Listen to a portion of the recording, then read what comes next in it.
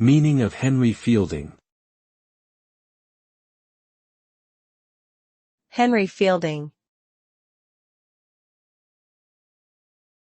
Henry Fielding.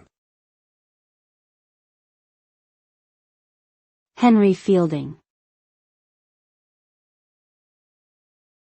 Henry Fielding.